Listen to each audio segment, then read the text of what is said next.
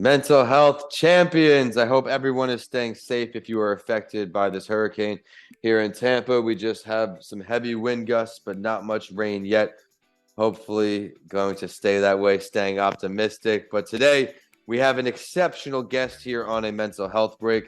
We were trying to wrestle down a date, and we finally got one here today. She's going to talk about all of this and more. Trauma, medically unexplained symptoms, chronic stress, anxiety, mind body healing. There's going to be so much more, but those are her major areas she's going to hone in on. Dr. Cammy is here. She is a PhD licensed therapist with special training in trauma informed healthcare. She has worked with survivors for over 10 years with the goal of reintegrating their mind and body following a trauma experience. As someone who's been through trauma, I'm really looking through this episode a lot. She's also going to discuss recovering from T trauma, which can be assault, child abuse, discrimination, recovery from a lowercase t trauma here, divorce, infidelity, friendship fractures, medically unexplained symptoms. To explain this better, it's pain, IBS, non-epileptic seizures, low self-esteem, negative core beliefs, mind-gut relationship. She is going to provide so much value, and using mind-body strategies like EMDR, she has found much success in helping her clients feel lasting calm in the midst of life's most challenging moments. Cammy Froude, I'm excited to have you on the show today. I'm ready to kick this show off, but stay tuned for the halfway point, where this week's spotlight story is going to feature an article titled 10 Ways to Heal from Trauma. Then we'll get Cammy's take on it as a trauma expert. But let's dive right into it, Cammy. Share your mental health journey for us here on a mental health break. All right. Thank you very, very much for having me. I appreciate you and your listeners. I'm someone who moved into the mental health space in large part because I was very interested in research. And through that interest in research, really figured out, oh, I actually love hearing people's stories and don't necessarily need their stories as part of a data set. I can just do that for my full-time job. And so that's how I became a therapist. I talk about this quite openly on my website and with my clients, but I did have a pretty serious anxiety disorder when I was little, that stuck with me and actually morphed into OCD. It was quite debilitating. And I was able to move beyond that and find a set of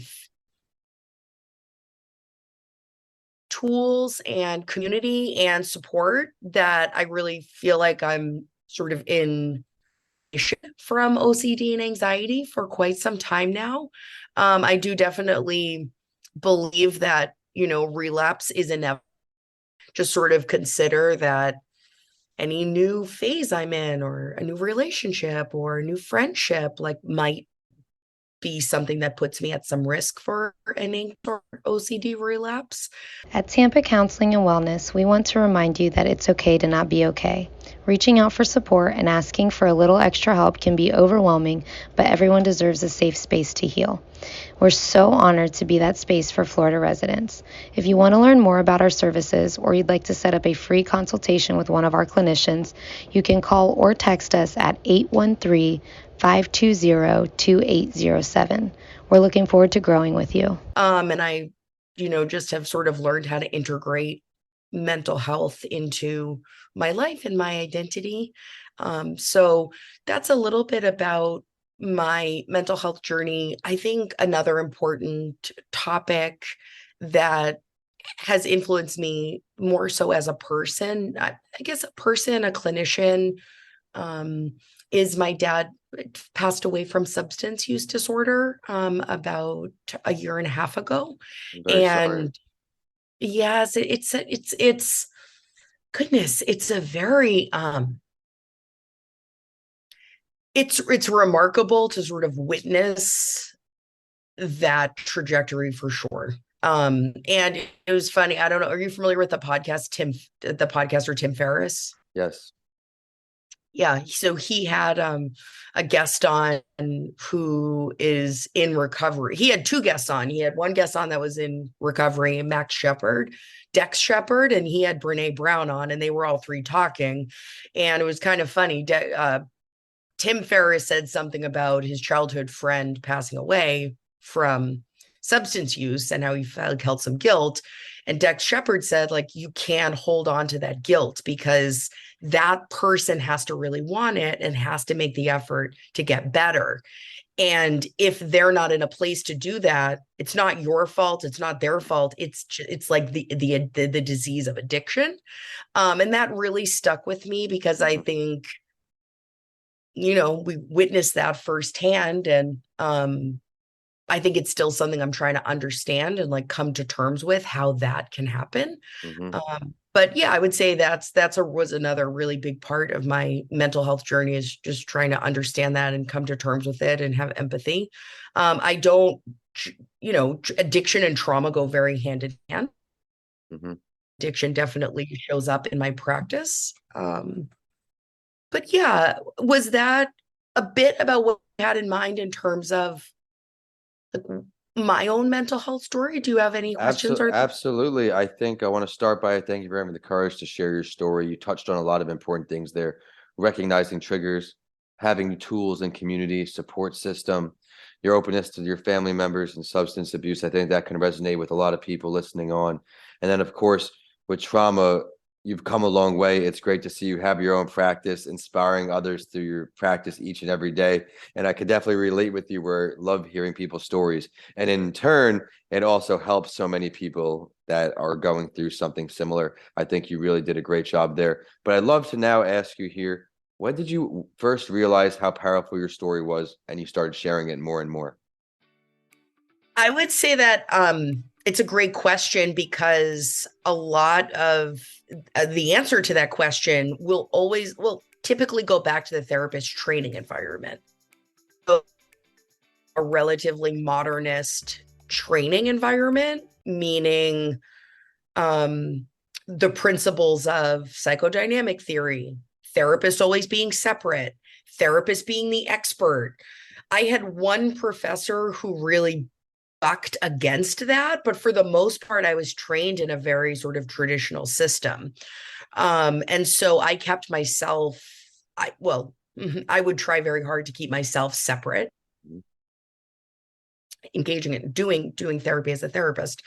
It was only, I would say probably about 4 or 5 years ago, where of all people, a business coach said, so look, what's your story? And I told her, she's a beautiful, beautiful soul. I can share her info with you. She's just a wonderful, she works primarily with entrepreneurs in healing fields. And she said, what's your story? And I told her, and she's like, why aren't you sharing that? And I said, well, I don't know, because I was trained you can't and you shouldn't. And she said, well, just try it. Just try a little bit. And so I made like my first video sharing a little bit about myself. And I got so much praise. And my clients like connected with me on a very different level. And then they started wanting more of that story. And I started giving more of that story. And I realized that it became very reciprocal and bidirectional. I will say that from my more traditional training, I'm very careful that sometimes I will share things with clients, but I always want it to be highly salient to their healing. And they're never helping me, right? Like my role is always to be the helper, just because they're paying me. And this is like, you know, that's what they should be getting from me. But I think to your point, like clients want to know, who is this person and why is she personally equipped to help me? I think it helps people that can speak from experience. I'm a career student. I often share this. I'd be there forever for free, but actually experiencing something can let you resonate in different ways. Would you agree with that? Definitely. Yes, absolutely. Yes. Absolutely. I think too, like clients, I mean, Dr. Cammy's hot take, like I think clients deserve and have a right to know who they're talking to. Absolutely. They're giving so much You know, to you, maybe so stepping outside their much. comfort zone, and they may not feel comfortable normally sharing so much, and they let you in. I think I agree with you. You letting them in right back can go a long way. I think you're doing an amazing job here today, Cammy. And I think it's a perfect time now to head into this week's Spotlight story. As I mentioned, it's going to be 10 ways to heal from trauma. We'll go over a few and then bring Cammy back on to get her take on it. If you're looking for this article, scroll down in the episode description. You can follow along with us right away. It's from verywellmind.com. It starts out like this. If you have recently dealt with a traumatic event, you might be worried that you're going to feel lousy indefinitely. While it can certainly take some time to feel happy and healthy again, there are many steps you can take to help you move forward. Know that you will indeed be okay again, and that you have the power to make your healing journey an effective one. I want to repeat that. You do have the power to indeed be okay again. We're going to now touch on a few things here, hopefully help you all out listening on. So, what is trauma? Trauma is the result of a negative event. It occurs when you feel emotionally or mentally hurt by something that has happened, and it may lead to PTSD or post-traumatic stress disorder. Here are some ways we can cope and help ourselves feel better. Accept support. Find the right help. Connect with others. Physical movement. Work with your feelings. Practice self-care. Avoid recreational substances. Take breaks. Practice mindfulness or meditation, and engage in creativity. I'm going to touch on a few that personally I can resonate with. And again, we'll bring back our guest of honor in just a few moments. Accept support. This is a huge turning point for me, where you can't do everything on your own as much as you want to. You just can't. First and foremost, the article puts, getting past trauma is to want to heal and be willing to accept the help and support. It might turn out that much of your healing journey occurs alone, or it might involve a community support or individual therapy.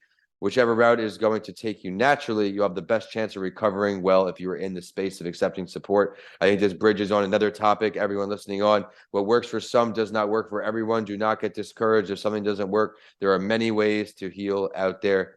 Next, physical movement. I'm choosing this one because exercise is my mental health cheat code. I do some form of exercise every morning, and the article puts, exercise has been shown to improve symptoms of PTSD. In addition to directly helping you heal, exercise and physical movement also provide your body with a much needed feel-good chemicals like endorphins. If you don't like working out, no worries. Take a walk. Do something like bike riding or roller skating, yoga, move along to a video, solo dance party. Anything that involves moving your body will help you heal. And the last one I'm going to touch on before we bring back our guest is take breaks. This is something I talk on, and Mr. Lancey talks mental health in my section. Taking these mental health breaks throughout the day lets you recharge, reset, and go longer throughout the day in a productive way, not a hurtful way on your body. Article starts, when moving through healing, you might find that you're more tired than usual, or you might feel like you have physical energy, but your mind doesn't work well. Healing from trauma does take a lot of energy, and the best way to deal with reduced energy during this time, whether physical or mental, is to be gentle with yourself. Everyone, be kind on yourself. Taking breaks, even from doing fun things, to pause and give yourself a moment will help keep your energy up and ensure you don't exhaust yourself. Cammy, I'm coming back to you. What are some of your takeaways? All right. I think the biggest takeaway for me is how relieving and comforting it is for people to have a concrete list. So trauma can be so elusive, and the impacts of it can seem invisible, right? Like flashbacks, they're invisible. I mean, they feel real to us and they are real to us, but people can't see them. Right. Feeling chronic fatigue. I think people get like what being tired is, but fatigue is very different. Yes. And so having something concrete to look at and to refer to, I think, is one really important element of this list. Mm-hmm. The other thing I like about this list, sort of in the same vein, is structure, and prioritizing higher yield coping strategies than others. And so I think one of the pitfalls of a list like this is that someone, myself included, could just say, all right, I'm just going to do this list, and then feel very discouraged if one or more of these things don't work. And concept of the list, I like the idea of figuring out what's higher and lesser yield in terms of coping. And that's why therapy or support groups or just talking to a really good friend is critical, because all of these things need to be tailored to the person.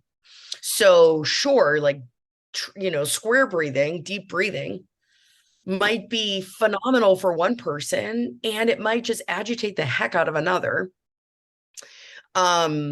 Whereas taking a run on a treadmill might be great for one person and might actually incite a panic attack for another. So I think all of these ideas are great in theory. Some of them are backed by research that should be accounted for, right? The ones that are research based, you might take a second look at.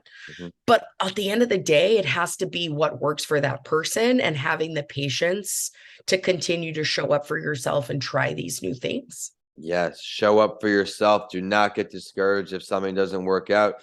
I can even just translate that to entrepreneurship. Without mental health, there is no entrepreneurship. But when I take 1,000 no's, when I email 2,000 principals during COVID, or all of these things, you can't let it beat you down. It's the easy way to get discouraged, but you owe yourself more than that. I truly believe that.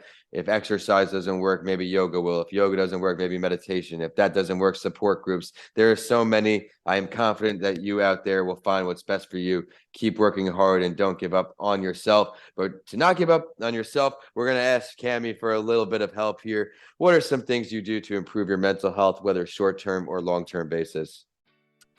Do you think your listenership is familiar with the spoon theory? Let's talk about it. Yeah, let's talk about it. So I love this theory because it was created by a patient advocate. So someone really from within the community who struggles with chronic illness. Her name is, Christine. It's like Mercer Dino, I think. Christine Mercer Dino. We're going to go with that. And she was trying to explain what chronic illness, I would include mental health as a chronic illness, what chronic illness feels like. And she was having difficulty sort of trying to explain it. And so she used a visual of laying out a handful of spoons on a table and sort of explaining that each spoon symbolized a percentage of our energy for the day. And every activity we do takes away a certain amount of energy, i.e. a spoon. And when we run out of spoons for the day, we can make a choice on whether we're going to borrow a spoon from a next day, like that, or whether we're just going to stop. Now, just like money, right? The issue with borrowing spoons from future days is that, what are you going to do on those future days? And so each person, who's like illness has different spoon allotments. So for some people, like getting up and taking a shower and getting dressed uses 0 spoons. Not a big deal. For another person, that might use 3 spoons out of 10 for the whole day. For someone who's more introverted, going out to a social gathering might use 5 spoons, whereas someone who's more extroverted might use 0 spoons. So I think one of the biggest things for me was, for mental health, was like really, really coming to terms with my spoons and being very unapologetic about my spoons. One of the biggest things for me, if I don't get 7 to 9 hours of sleep, I'm coming into the day with a major spoon deficit. So like I am very unapologetic. Like I will get up from a party, put my pajamas on and peace out without any issue. Mhm. Something else that's a little bit easier for me is it's very lucky. I love seeing clients, and seeing clients doesn't take a lot of spoons for me. Good. And so I can see a full day of clients and do the laundry and clean my house at the end of the day. So I'm sort of fortunate in that way. Cooking definitely takes some spoons from me. I think because I have some issues, some like executive functioning issues of getting all the ingredients out.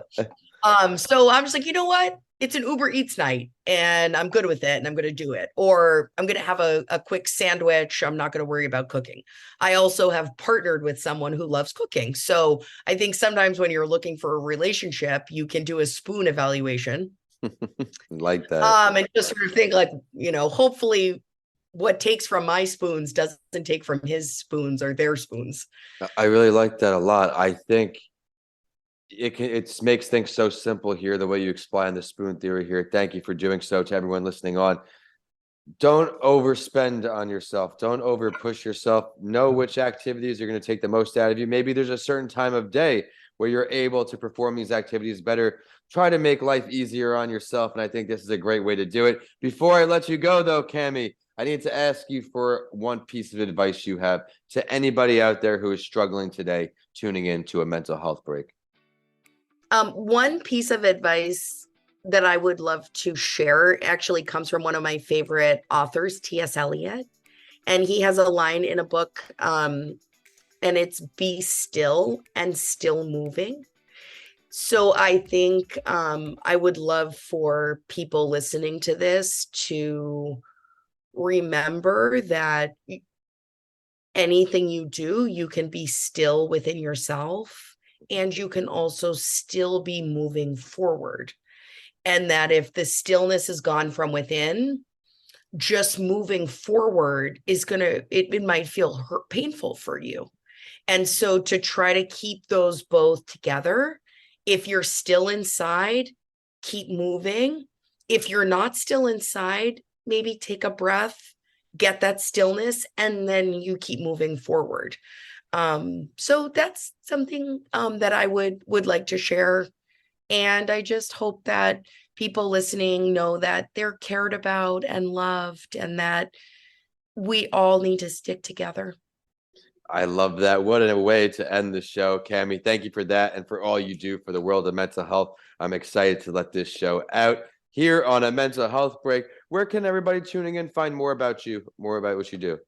Yes, you can go to my website, which is drcammy.com or blissinbeing.com, BLISSINBEING, blissinbeing.com. And you can find out all about me. And I have a lot of content and information and videos, so check it out. Good. And just again, how proud I am of how far you've come. You mentioned debilitating anxiety and OCD to now leading the way as Dr. Cammy, a true inspiration out there. Everyone, never give up on yourself. How far it can take you. And I am at Vincent A. Lancy on all social media. And be sure to check out YouTube, as there will be a video preview of this show on there. The show is at a mental health break and hashtag a mental health break on all social media. Be sure to check out Mr. Lancy Talks Mental Health and Mental Health Week live on Amazon now. Stay tuned for the book bundle coming this holiday season for all of you in the Mommy and Me group. Thanks for tuning in, and I'll see you next week on a mental health break. Cammy, thank you for stopping by. Have a good day.